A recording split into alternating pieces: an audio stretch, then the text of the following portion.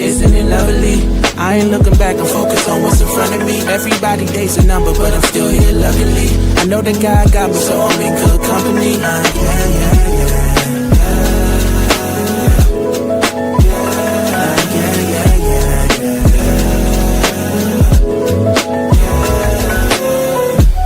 Isn't it lovely?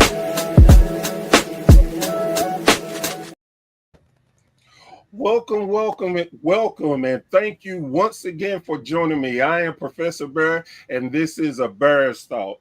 And today, we are sponsored by, yes, the one, the only Chops Trading Cards and on print demand.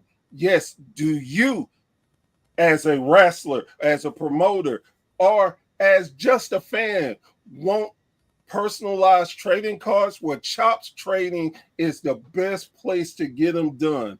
And because your professor, aka the newest Hall of Famer, has a little pull, I am going to get you 15% off your entire purchase. Yes, just put in the code BEAR15 and you can get 15% off your entire purchase. That is Chops Trading Cards and on print demand, where you can be a superstar too.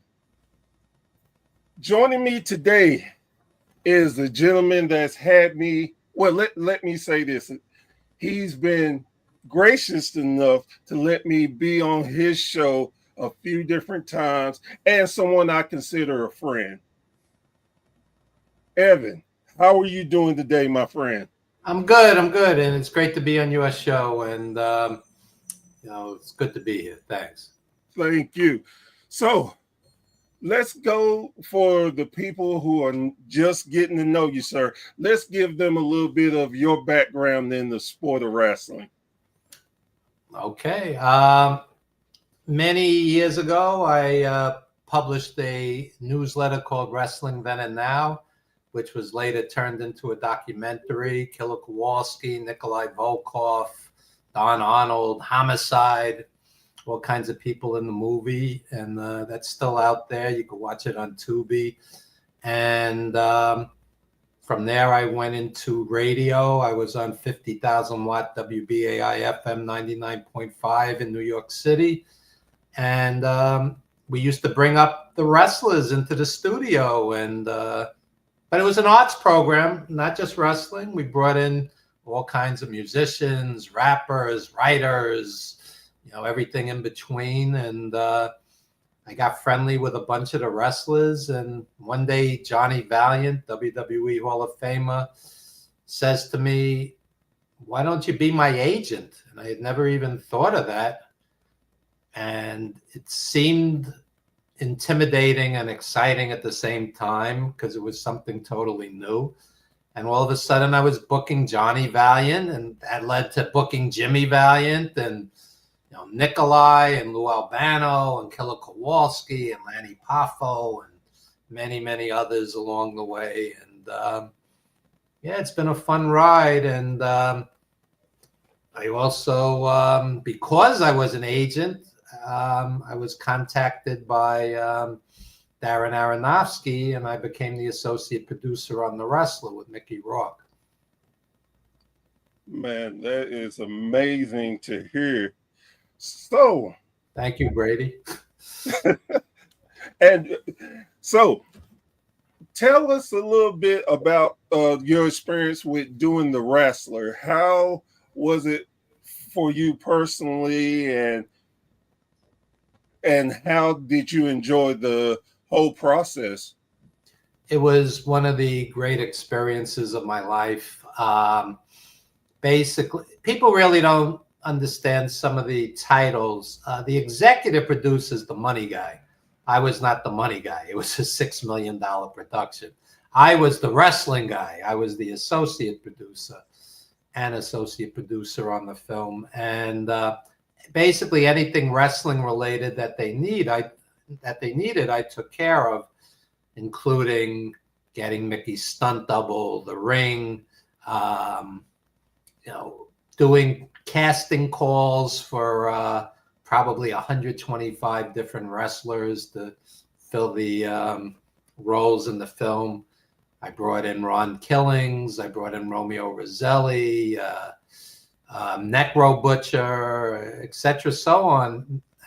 Not all. Afa ended up training Mickey, and he brought in some of his guys also as far as the wrestlers. But many of the New York-based guys were guys that I brought in.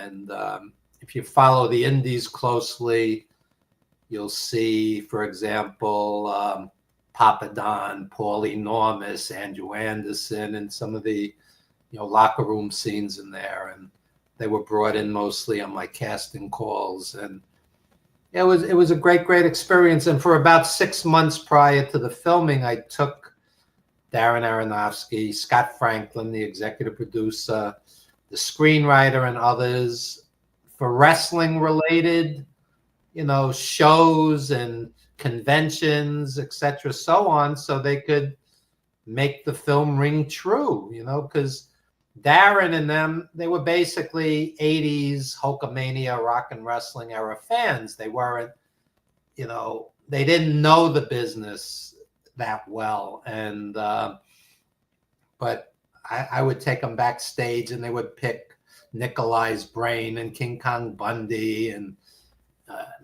Greg Valentine was very important in, behind the scenes, making it ring true. If you look at Randy the Ram's character, there's a lot of Greg Valentine in him.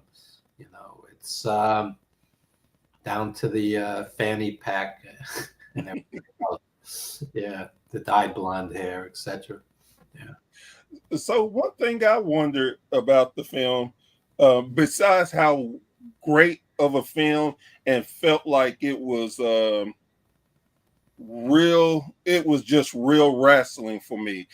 And for me, not being able to separate it, I thought it was tremendous. But one of the big things for me was seeing you all use the ROH banner, and that. How did that come about?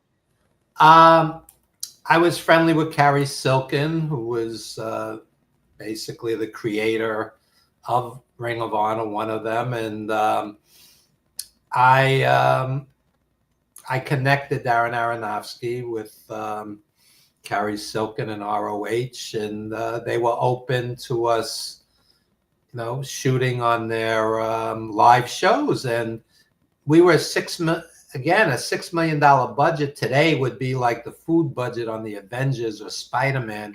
It's basically an indie film, and we didn't have a fortune of money for extras. And many of the guys you see in those scenes were fans at actual shows.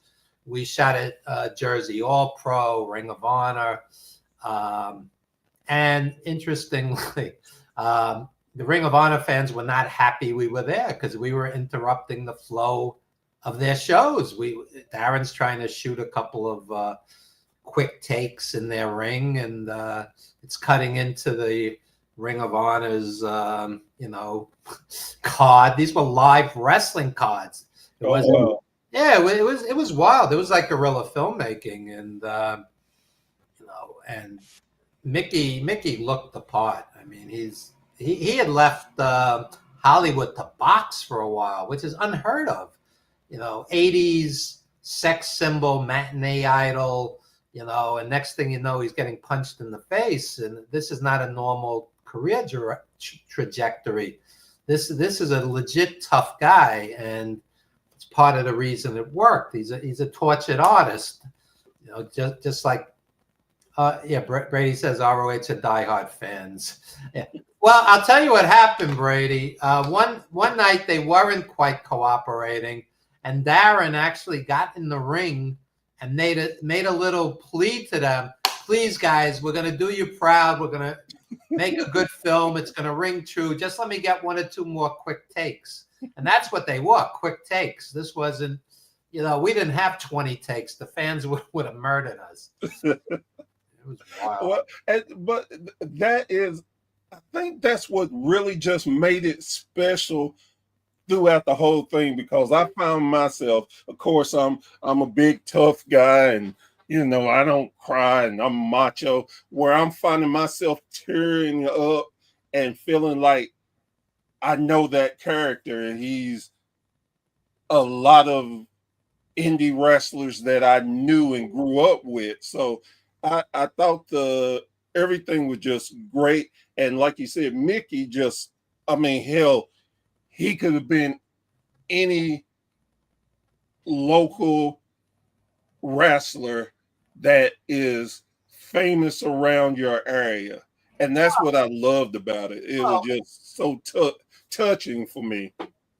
beyond that, there's a lot of ex WWF and WWF guys who, after the glory, had little financially to show for it. And, they're working as bouncers, they're working as bodyguards, they're working as personal trainers, blue collar jobs. I mean, so after the glory is not always that glorious. And I know guys that headline Madison Square Garden who pushed the broom, as janitors after it was all over. And Vince McMahon Sr. has a better reputation than his son, but he didn't spread the money around. There's a ton of guys from the WWF and later WWF era who never broke $100,000 headlining.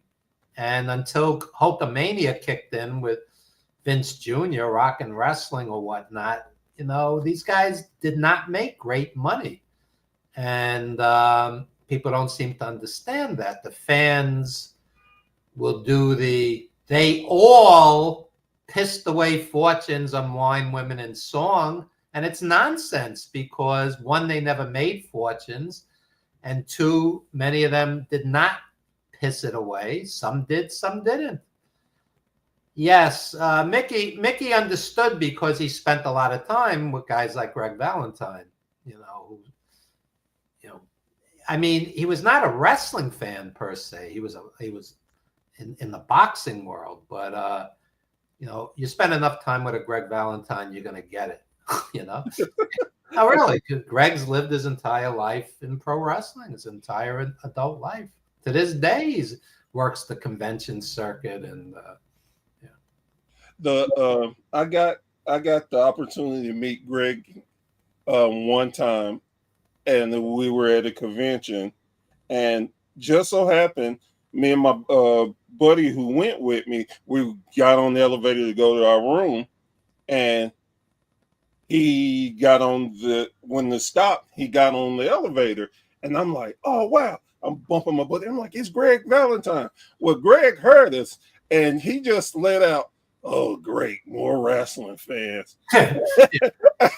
And me and my buddy didn't say anything else to him. We left him alone. And for the and I have to be honest, for the longest time, I thought, oh my God, you're an asshole. But getting that I'm older now and understanding the business a lot better than I did back then, I could truly understand where he was coming from, and not having the peace. Every time you go somewhere and people recognize you, you can't, some people are disrespectful, won't give you your time and stuff. And to this day, I always wish I could run into him again to apologize. Even though I didn't do anything to him and he really didn't do anything to me, I would love to apologize to him and tell him I understand better and I appreciate him. Well, let me tell you the other side that fans don't really understand. Greg Valentine is in his 70s. He's got arthritis. He gets on a plane and travels thousands of miles to do an appearance. You could be very tired. You could be in pain. You could be just having a bad day. Greg has slept on my couch many times. I love Greg. I think Greg's a great guy, but I understand the other side of it. And, there's times a 75-year-old just getting off a plane and jet lagged and, taking thousands and thousands of bumps in his life. You're not just, upbeat and jolly every given moment. But I'll tell you a different take on what you just said to me. One day he's coming out of my apartment. We're heading to the booking. You know, like I said, I've done agent work. All of a sudden, a car stops on the dime right in front of my apartment. The guy gets out of the car, stops traffic, points at Greg and goes, "You're Greg Valentine." So Greg looks at him and laughs and goes, "Yes, I am. Yes, I am." So that was a different reaction on a different day to a different, similar but different scenario.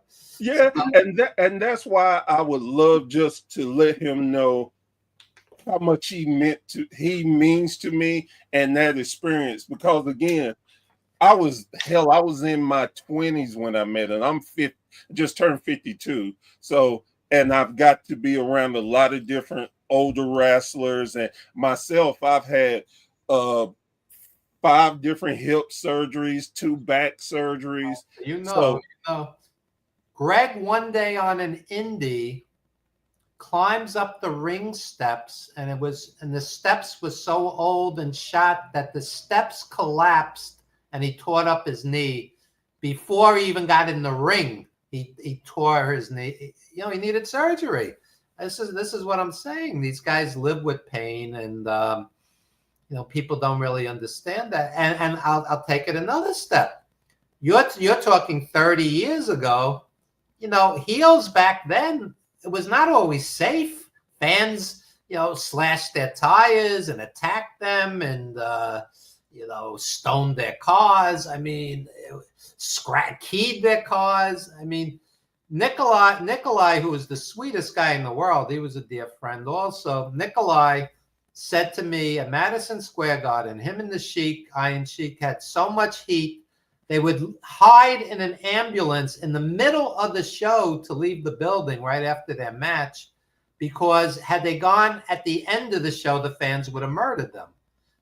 And, in the 80s, it was a different mentality. The fans. So, yeah. Brady says, ask Piper. Yeah, Piper had to deal with crazy fans. And these guys back in the day, I mean, I could do a half hour just on Blackjack Mulligan was in the ring with Pedro Morales, and the guy came up and just stabbed him in the ring, cut his whole leg open. I mean, the guy was out for months, Blackjack Mulligan, and and Moolah was stabbed, Piper was stabbed. Blassie had a fan throw acid in his face. You go back to 70s and 80s before Vince Jr. exposed the business. It's all the work. I don't want to pay the athletic commission, but prior to that, the fans, even Slaughter, when he did the heel foreign sympathizer gimmick, late 80s or whatever it was, 89, 90, 1990, he had death threats. It was crazy back then. And that was after Vince exposed the business. Well, and see, and that for me too is where I grew up on. And I don't think a lot of the younger fans now understand the mentality of wrestling was real. I mean, you couldn't go anywhere. It wasn't guys hanging out, the heels in the face, hanging out hanging out, going drink. Bill Watts would find them if the heels and faces were hanging out together. And Bill Watts would fire them if they lost the bar fight to a fan. It was a different world back then. Exactly. And that's what made it real, because there was no doubt in our mind this was real. And man, being a kid in the South, man, you couldn't tell us that wrestling was fake. You would get into a fight.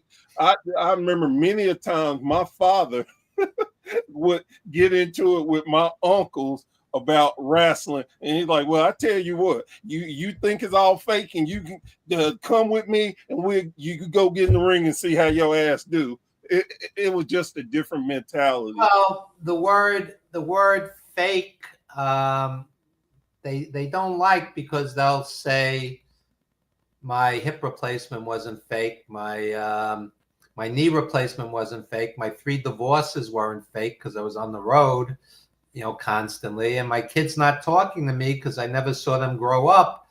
It's not a fake. So, yeah, the matches are booked and predetermined, of course. But, I've had wrestlers say to me, Evan, I'm always in pain, always, just daily, especially on a damp, rainy day or whatnot. It's I have seen with my own eyes as an agent, Abdullah the Butcher, Iron Sheik, Lou Albano, Harley Race in wheelchairs. And it's heartbreaking because these guys were fierce. Okay. So, the word, if what you're doing is so fake that you land in a wheelchair, I could see that. And even the word jobber is misguided, because in one territory they're on top, and another territory they're on the undercard. In one territory they're a star, and one part of their career they're big, another part of their career they're not as big. But they'll take a guy and just use the term jobber like it represents all 30 years of their career, and it's just not true. Baron Cicluna headlined Madison Square Garden against Bruno, headlined around the world as a main eventer. Later, when he was older, he settled in and he had a different role. But a lot of these guys part of the problem is mid-'80s when it blew up and everybody started watching. A lot of these guys, Butcher Paul Vachon and Jerry Valiant, even Buddy Rose, they're on the undercard. Even Pedro Morales, who was like a god in New York, he's on the undercard. And you could not generalize any of their. Butcher Paul Vachon said to me, he wrestled in India in a main event in front of 100,000 people. 100,000 people. And in the AWA, he was a perennial tag team champion with his brother, one of the greatest tag teams of all time. I saw him in WWF against Bruno, headline. So 10 years later, he's older. Yeah, absolutely, Brady. You should have Brady on. This guy knows his stuff. Funny enough, Brady is my co-CEO of the Wrestling Society Network. So yeah, he knows just a little bit hanging out with me. I know when people know, and I know when they don't know. Believe me.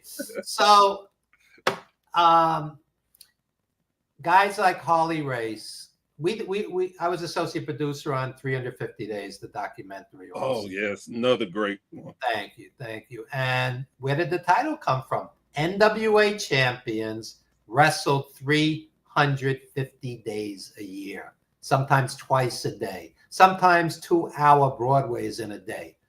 Okay? So, yeah, the average person could not handle that. And even some NWA champions would go, I had enough, give it to somebody else. Right. You're in a different continent sometimes day to day. It's crazy. So, and even when Vince Jr. took over, he didn't really care much for their comfort. He had them like crisscrossing the country. Instead of doing like a West Coast jaunt and an East Coast jaunt, they're in LA one day and New York the next day. It was insane. And Barry Windham said something like, I wrestled 95 straight days or whatever. That's when I quit. So, speaking of Greg Valentine, when we were doing 350 Days, he said as Intercontinental champ, he wrestled 330 days. 320 days. Bret Hart said as world champion, he wrestled 330 days. So, try keeping up with a marriage and kids and whatnot on that. I got the privilege to meet Harley Race's son on a podcast and his wife. And the one thing that and this is things for me as a wrestling fan it really sets in, and I got to appreciate them. I got to tell them thank you, because I know that they gave up a lot, as Harley was a father and a husband, and thank them for their sacrifices for us wrestling fans to enjoy, to forget about our problems, to love wrestling and all the sacrifices they had to do. And they don't get the praise and the love that they deserve. And again, a lot of times people don't sign up for that. That's like you said, you know, they don't be considered a great father or husband, but these are sacrifices that they made to try to provide a decent living for their family. And like you said, wrestling then was totally different than it is today. So that's one of the great things that I always get to share and be able to feel great about being in. And I say this lightly because I don't want to be disrespectful to any of the boys or the girls in the business. But for me to be in the wrestling business, I'm very humble and appreciative to be able to talk. And I love helping people, indie guys, indie girls, managers, promotions. That's why I love doing what I'm doing. Absolutely. And again, it's rare. An actor does a show and he or she goes home afterwards, and they have another show the next night or whatnot, but they're not breaking bones, they're not tearing ligaments, they're not getting concussions. The only thing comparable I could think of is Prince, the singer musician, from doing all those splits. He was in a lot of pain, and those painkillers did him in eventually. Yeah. James Brown would do splits and his knees would bleed, but boxers and wrestlers, boxers are getting punched in the head thousands and thousands of times. That's not healthy. And I'm sure as the UFC guys, the MMA guys get older, you're going to find a lot of damage with them also. I have no desire to have a black belt kick me in the head. It can't be good for your brain cells. Definitely. And I guess too, for me, I enjoy talking about the older wrestling. And don't get me wrong, I love wrestling today. There are so many great guys and girls that do tremendous work and elevate the sport. But I think for me, is to give knowledge to the younger fans that just know their wrestling and don't understand what people sacrifice to get to where wrestling is today. Well, in the old days, UFC guys don't travel as much as the old school wrestlers, but in the old days, these guys would work hurt. They were scared to lose their spot. They would tape it up, down some painkillers or whatnot, and just plow ahead and not get the surgery that was needed or whatnot. I'll tell you the craziest story, and not too many people have heard this. The Valiant Brothers were the #1 tag team in the world in the 70s. So, and their shtick was basically every main event, they would bleed buckets, and Jimmy pulls out the blade and accidentally nicks Johnny in the eye, the eyeball. Oh. So in the middle of the match, Johnny's blind in one eye and continues the match. They're in front of 15,000 people or whatnot. And here's the punchline to the story. The next day, he wrestles blind in one eye. Then finally, he calls Vince Sr. Vince, I need a day off. I'm blind in one eye. I have to go to a doctor. I don't know what's going on. And they fixed it, But you talk about tough, and you talk about scared to lose your spot. These guys, they couldn't take off 3 months to heal up. These guys were wrestling 5, 6, 7 days a week, depending where they were in the hierarchy. And the fans don't quite get it, and they don't get that a lot of them walked away with little or nothing, because every day you have road expenses. You have to eat several times a day. Vince Jr. was pushing the Superman, physique. So you had to take your vitamins, as Hope would say, and et cetera, so on. And it was not conducive. Let me present it this way. Okay, so mid 80s, better money comes in. Okay, so let's say you're wrestling 300 plus. Yeah, Kerry Von Erich hiding his amputated foot. Absolutely. So let's say you're making $400,000 a year, like a top heel would, mid 80s, wrestling Hogan night in and night out. It sounds like a fortune of money, but for that era, $400,000, $1985. However, $400,000 minus taxes, $400,000 minus about $100,000 in road expenses. Okay, $400,000 minus you're supporting a family back home, an entire family.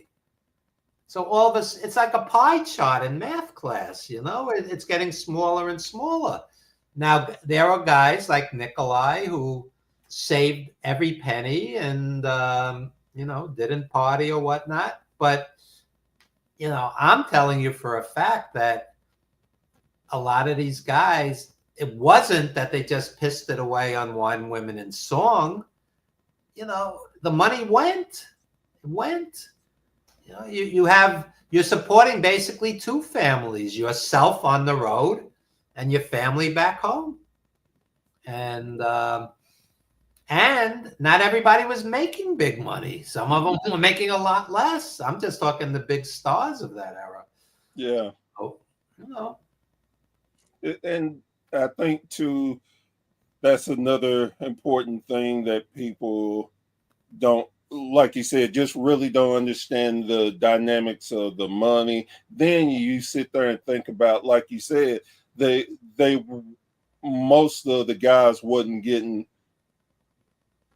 I would call, a fair share of money, considering what they were doing and putting their body on the line and entertainment.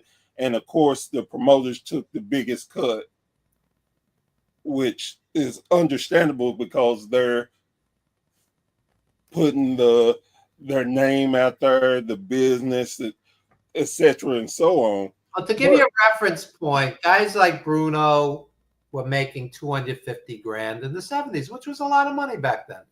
But he was also wrestling 5 nights a week and in pain, and to the point where he says, I can't do it anymore.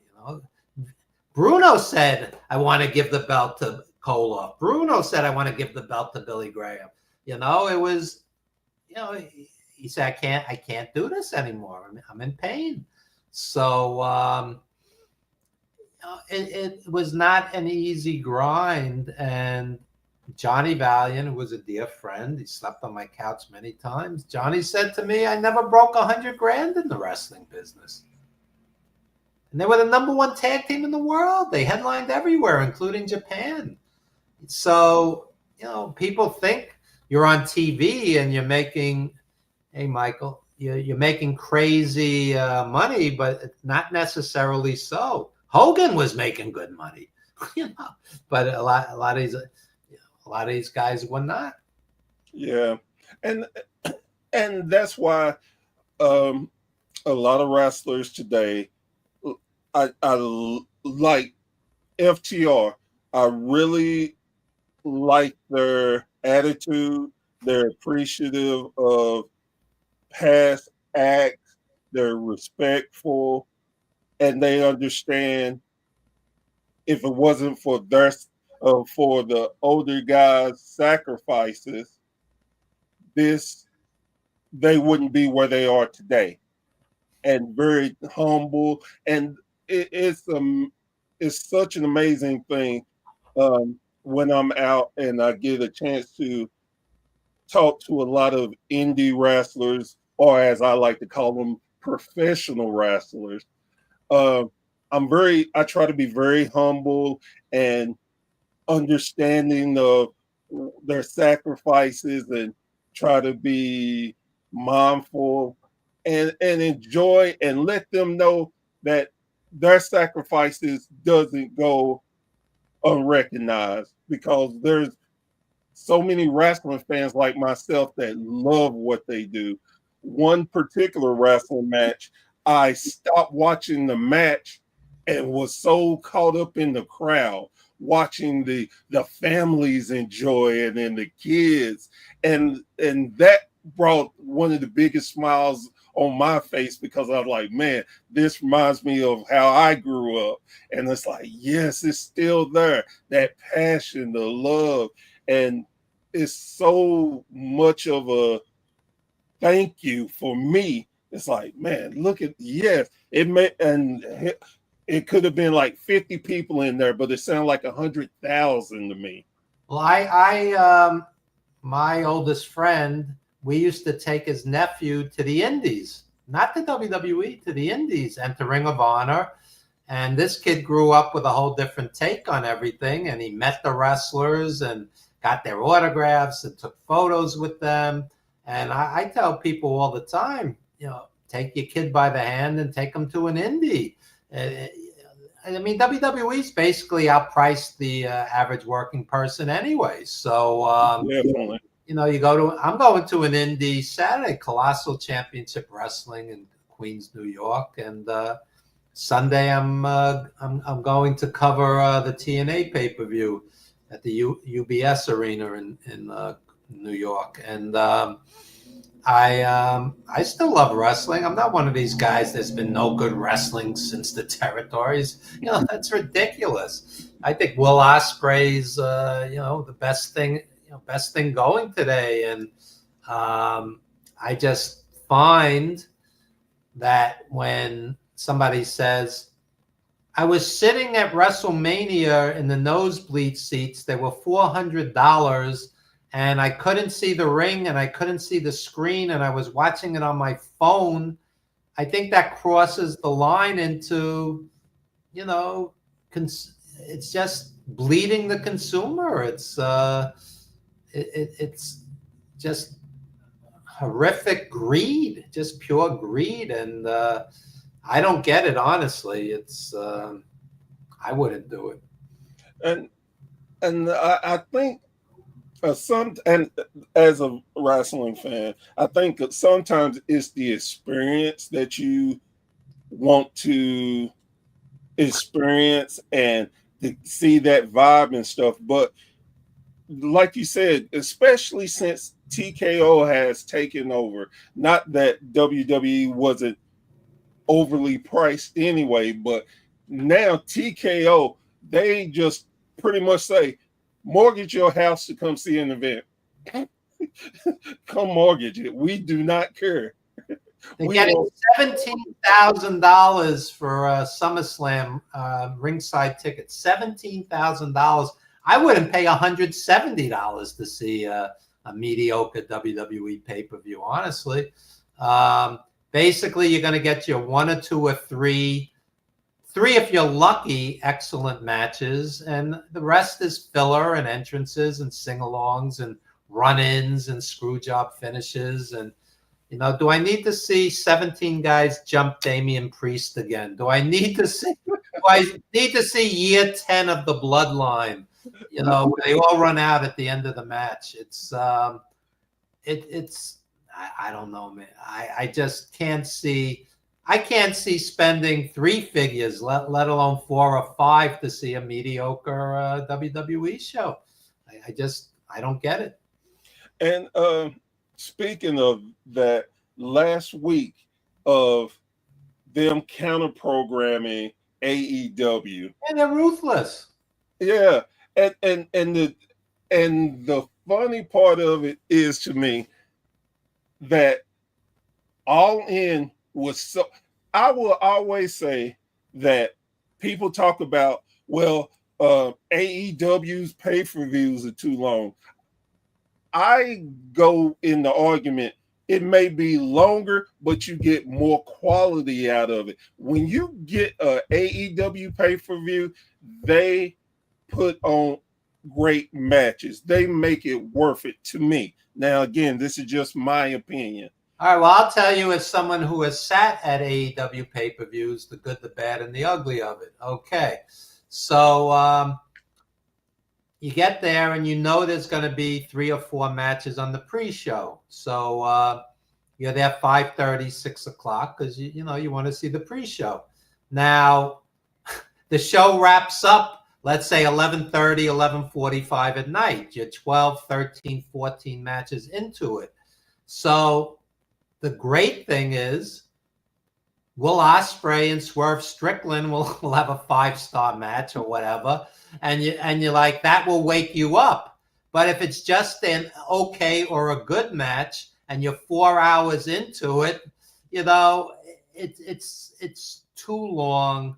That's a legitimate criticism, and you know, I'm attending wrestling 51 years. My first card was June 24, 1974, Madison Square Garden. It was Nikolai and Blassie against Bruno and Strongbow, and the Valiants against Ho and Gurria, Dino and Tony Gurria.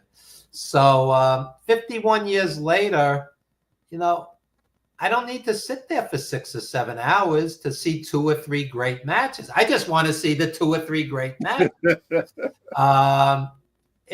know, I'm also a little jaded. I mean, like you said, and it's totally legit. You have some kid who's there, and the kid, you know, his eyes are like, oh my God, it's like Marvel superheroes and supervillains. It's Johnny Valiant used to say, when you're in the ring, you're 10 feet tall. So yeah, I get it. I get it. But I think there is a happy medium, and AEW, one of the flaws is they'll slap 3, 4, 6, 8, 10, 14 guys in the ring just to give them a spot. And yeah, Brady is going to learn that as a guest on a show, it's hard to talk and read at the same time. My best, Brady. So anyway, I love AEW. I love Ospreay. I love Swerve. I love MJF, although the past year he's not as big a star as he was, because they have him doing more talking than wrestling. And as great a talker as he is, you still want to see him wrestle. And he's not wrestling that much, which is a shame. But, you know, for my money, I'd rather see those 3 guys. Hangman Page is great too. And there's other guys that are great there. I mean, I love the Young Bucks. I don't care what anybody says. You know, those guys are top 20 tag team of all time. Those guys, when they're in feud mode instead of like silly super kick party mode, those guys are great. Great. Yeah. So yeah, I love AEW. And you see, the thing with the tribalism today is you have to call it down the middle. I mean, in WWE, I think Cody's great. I think Roman Reigns, when he has his working boots on, he could be great. Charlotte Flair's great. You know, they have some tremendous talent there. It's just, if 2/3 of the show is entrances and run-ins and sing-alongs and commercials and celebrities in the audience, and, you know, when you watch a Saturday night main event, the entrance is more important than the match. They cut away from the match to show a million commercials. It just kills the flow entirely. So, oh, you know, I think's great in WWE. Gunther. Gunther's like Killer Kowalski. That's an old school heel. That's an old school heel. That guy's got it. So, you kind of have to call it as you see it. When the fans, it's like they're soldiers in an imaginary war. You got the WWE fanboy soldiers and the AEW, it's like, call it down the middle. It's like, well, and that's what I love about wrestling. No matter where you sit on the pendulum of your favorite style of wrestling, there is so much out there for all different types of fans. And like you said, the tribalism does no good. It's like, okay, if you don't like it, don't watch it. There's so many different takes and stuff. Yeah. What's the point? I mean, again, we have criticisms and, we talk about what we like, what we see, what we think. And again, nothing's wrong with that. But when you constantly, for me, you constantly beat a dead horse and you constantly, well, they don't do nothing right. Then stop watching it. Just stop watching it. You see, any kind of journalism, even wrestling journalism, and there's not a ton of great wrestling writers, but there are some. The truth is somewhere in the middle.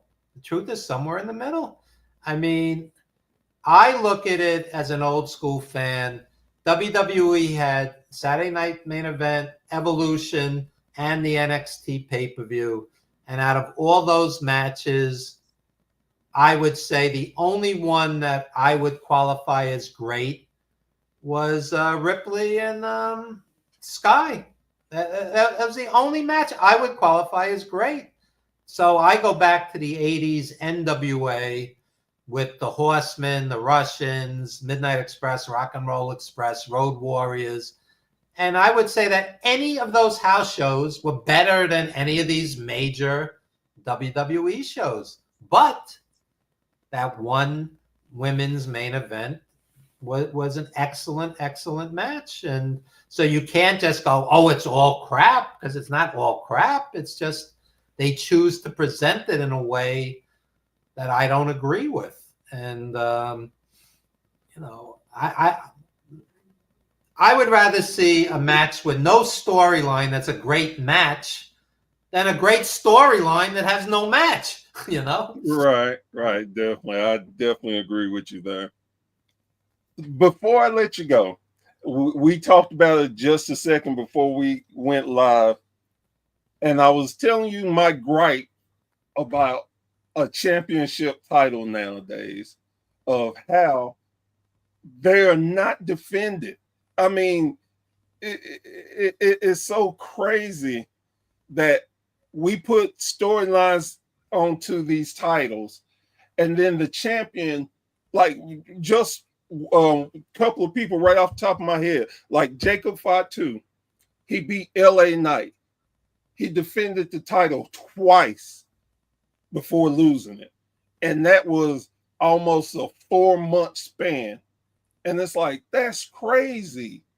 If you're a champion, you should be defending the title. Again, I'm not saying you have to do it every night, but damn, more than once every 2 to 3 months. I agree. I totally agree. What's the point of having a title if you're not defending it? And we just got asked the question, what's more important, the wrestling or the storyline? I'm going to go with the wrestling 9 out of 10 times. The only WWE storylines that really grabbed me over the past decade, where you really care, Daniel Bryan's rise to the top, Cody's rise to the top, and the Bloodline. Those are the only 3 storylines, only, that I cared about. I don't care if Dom leaves the ring with Rhea or Liv. I'm not 12 years old.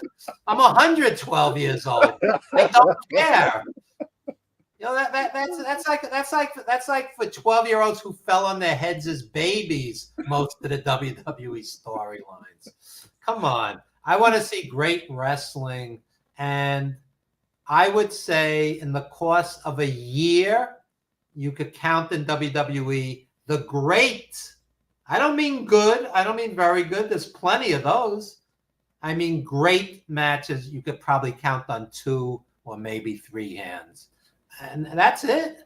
And it's a shame because back in the day, and I hate to sound, like I'm ancient when I do that shtick, but a Harley Race or a Dory Funk or a Jack Briscoe or a Nick Bockwinkel in a month have more great matches than the entire WWE roster in a year.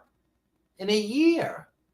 So there's something wrong when you throw the baby out with the bathwater, and it becomes all about. Shane McMahon once was interviewed, and he goes, "We want it to be the WWE experience. Why? Because they don't want to put too much power in one guy's hands, like a Hogan. They don't want to ever be in that position again.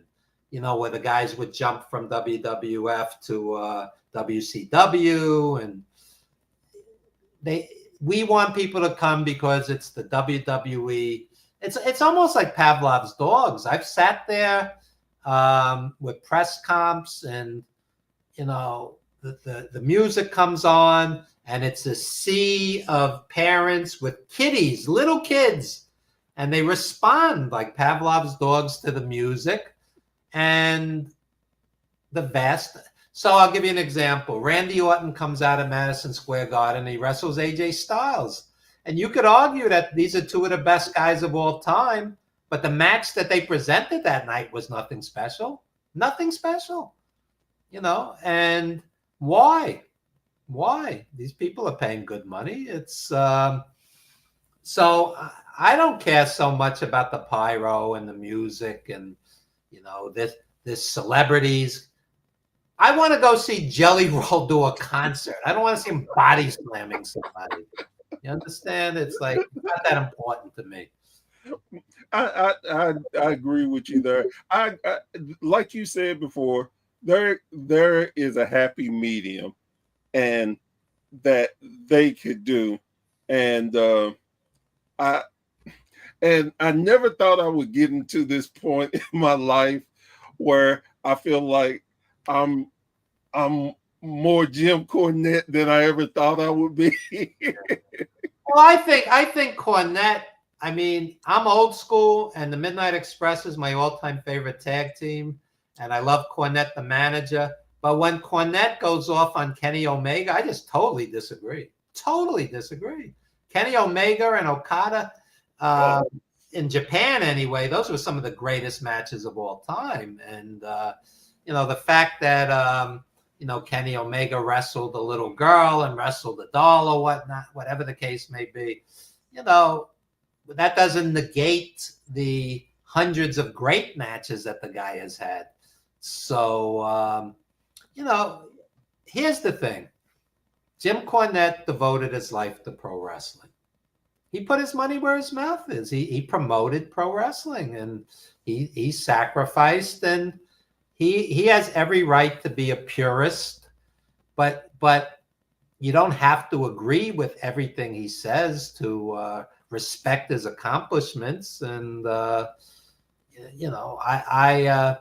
he doesn't particularly like AEW, and I see its flaws, but I do like AEW, and I do support AEW. And, so be it. But wrestling is an art. And I'll put this out there. What Abdullah the Butcher does is different than what Will Ospreay does. But it's both wrestling. And I enjoyed what Abdullah the Butcher used to do. I saw Brody and Abdullah live, and it was like a whirlwind. The fans were fleeing like a Godzilla movie. It was crazy. And that's an art. The original Sheik I saw live, he'd stab the guy in the head with a pencil, and somebody could say that's not wrestling. And I'm like, well, that may have been the greatest heel of all time. So to me, that's wrestling. And the reaction that he got. So you can enjoy a WWE match, but I'm still not going to pay $17,000 to see it. That I could guarantee you. I'm with you there, definitely. I got a lot of better things I need to be doing with 17,000 than going to a live. You could start your own indie. Forget Man, it. what? And definitely would love to do that too. So Well, maybe you should. Your heart's in it, and you know, um, wrestling's thriving. It's a golden era right now. I don't know if in 2 or 3 years it'll kill the golden goose, because last week you probably had 100+ matches on TV and pay-per-view. You know, it could be overkill with anything, but hopefully it'll stay strong, and the indies seem to be thriving. I mean, or surviving anyway. I mean, there's one after another. Yeah, Brady. Yeah, it's funny the way Brady just worded that. I tell people, treat wrestling like a smorgasbord. You know, you like New Japan, you know, watch some New Japan. You like Lucha, watch Lucha. Here's my pet peeve. People go, Lucha's so phony. They're all waiting for the guy to jump over the top rope. So I go, let me get this straight. When The Undertaker would rise from the dead, that's not phony. The guy's waiting for the guy to jump over the rope in a lucha match. That bothers you. That's like selective indignation, you know? oh, definitely. But I always say that's what makes us wrestling fans. I love lucha. The greatest indie match I saw in the past 20 years, I saw Penta against Ray Phoenix live. Oh, wow. Oh my God.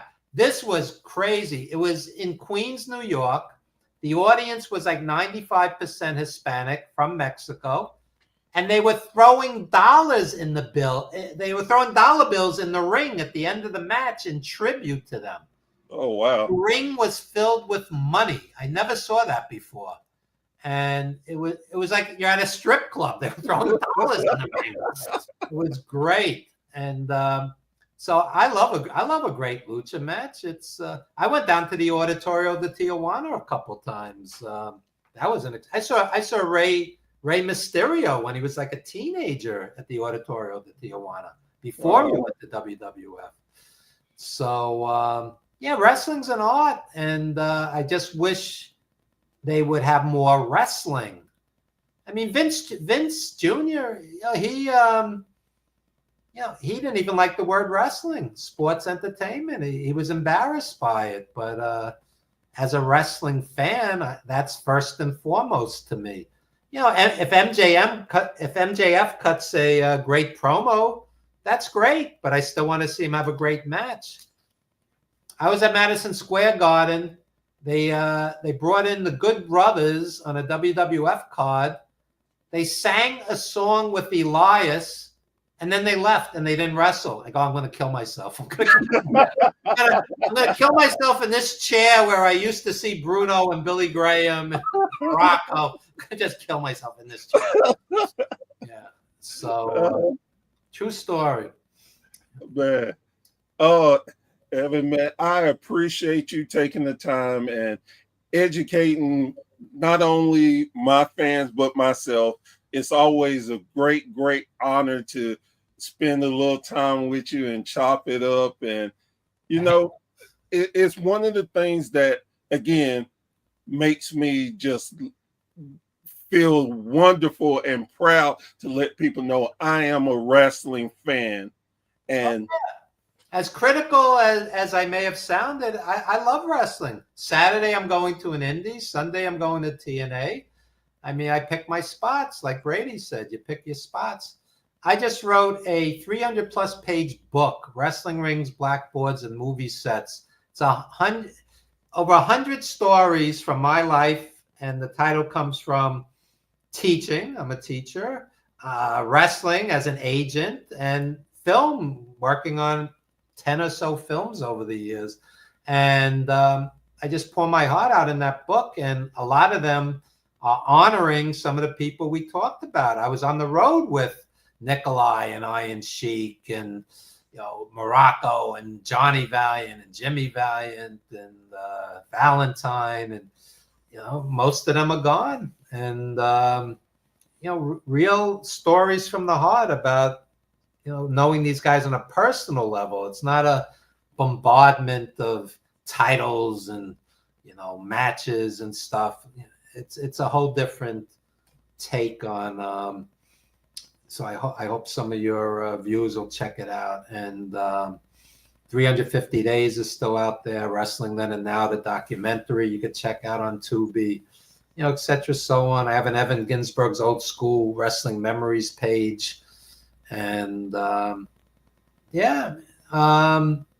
we used to call wrestling the king of sports, and now it's evolved or devolved into sports entertainment. But man, I'll tell you, I was sitting at Will Ospreay versus Swerve Strickland on an AEW pay-per-view, and I sat there and went, some of the guys 50 years ago couldn't have dreamt of doing some of these moves. So, you take the good, the bad, and the ugly with all of it. It's you have to be honest. And the right night, you could walk you could walk out of there like you're walking on air. It's the right match. And sometimes, like you said, you have the kids are there with like stars in their eyes, and it's beautiful. It's and let me end on this.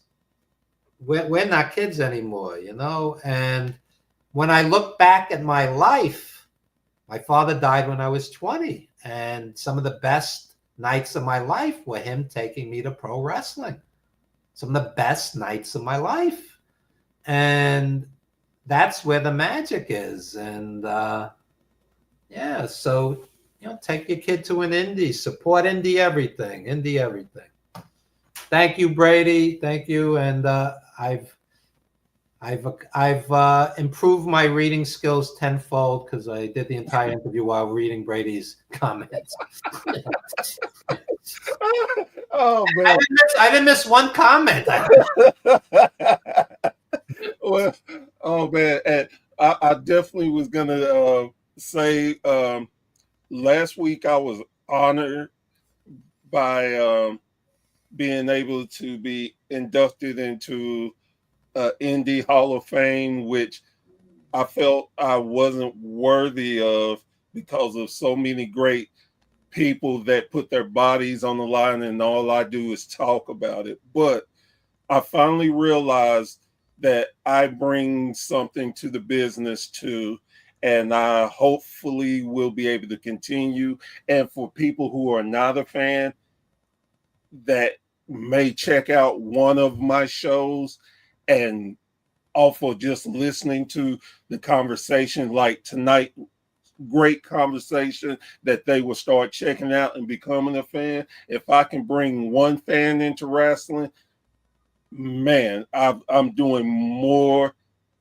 work than I ever thought I could, and more respect than I could give. As the old saying goes, when you find something, make sure you make it better. And I'm trying my best every time I am online doing anything to elevate wrestling just a tad more. So and indie wrestlers sacrifice too. I've had indie wrestlers tell me I've had a dozen concussions, 14 concussions, and they love it so much they don't want to leave. And my friend Chris Michaels, he's 64 years old. He's still wrestling. He was in Herb Abrams' UWF. He was in ECW early on. There's a GoFundMe. He just his dog just had a $7,000 plus surgery.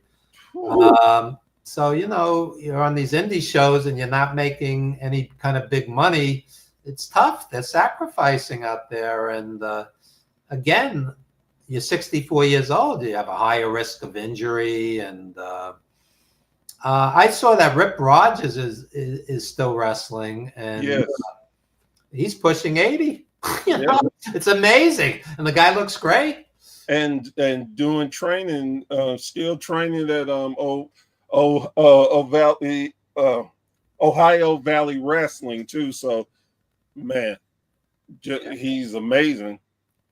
Yeah, it's the indies to me, it's like the show Cheers. You go into your local indie, everybody knows you, they're happy to see you. I walked into an indie a couple months ago, and they like whisked me into the dressing room to meet all the guys, and because they're appreciative, you're covering them, you're giving them publicity, or whether it's podcast or websites or whatever the case may be, or just social media. And it's a community. It's a community, and it's.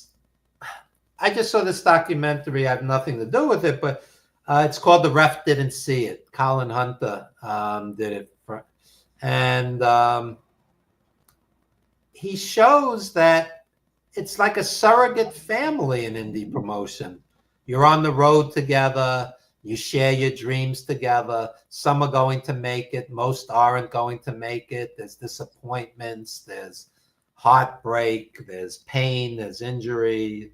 It's a family in a sense, and sometimes that's lost.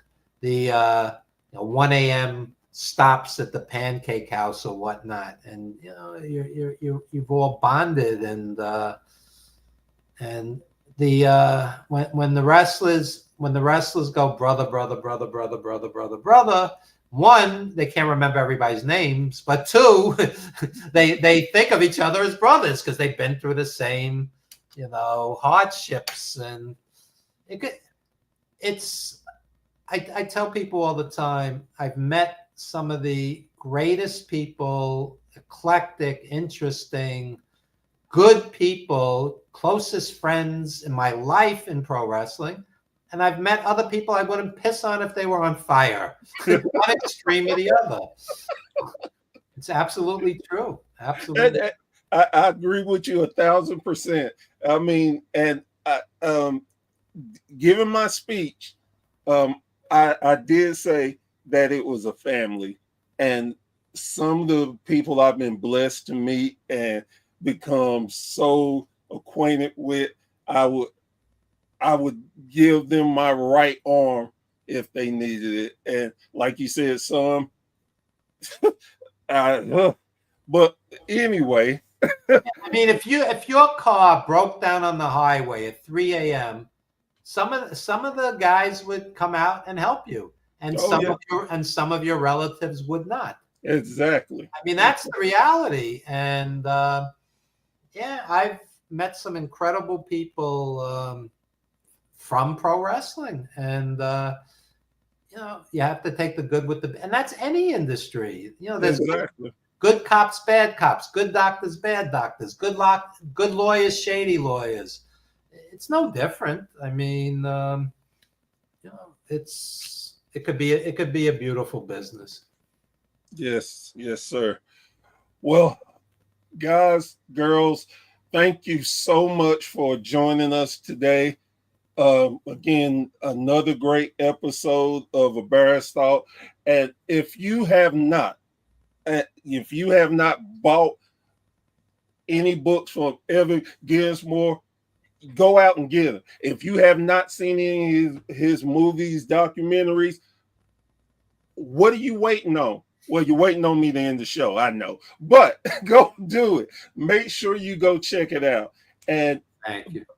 And go and give a shout out to your podcast also. Wrestling and Everything Coast to Coast with Buddy Sotelo and Dr. Mike Lano. Dr. Mike Lano is one of wrestling's greatest photographers. He shot all the territories back in the day. Traveled all over the world. Shot Japan and everywhere. So he says he has 40,000 wrestling photographs that he shot. Yeah. He basically paid. He's a dentist. This doctor's a real doctor. Doc DDS, like Britt Baker. So he shot all the territories, and that paid his way through dental school. Yeah. Wow. Yeah. That's amazing. Wow. Yeah. So, guys, thank you. And I hope you enjoyed this show as much as I did. So, we'll be back in the forest very soon. So, thank you. And we'll see you again on the Bears Talk. Thanks.